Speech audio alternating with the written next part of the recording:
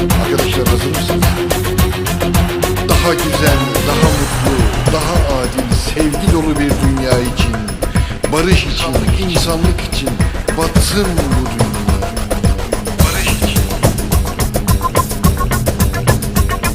sevgi dolu bir dünya için batsın bu dünya.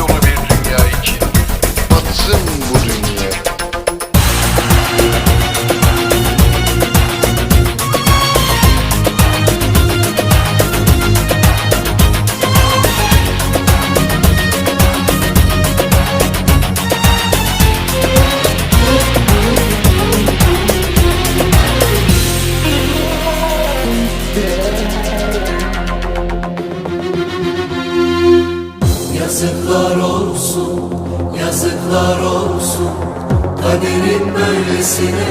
Yazıklar olsun, her şey karanlık, nerede insanlık, kula kulluk edene. Yazıklar olsun. Arkadaşlar hazır mısınız?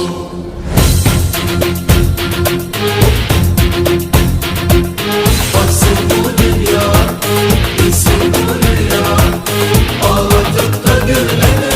Yazıklar olsun, doğmamış çileler, yaşanmamış dertler, hasret çekenlere benim mi olsun?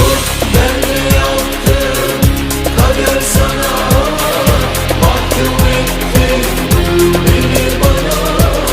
Her nefeste bin sitem var, şikayeti Yaradana, şikayeti Yaradana. Şaşıran sen mi yoksa ben miyim bilemedim. Öyle bir dert verdin ki kendime gelemedim. Çıkmaz bir sokaktayım, yolumu bulamadım. Of, of,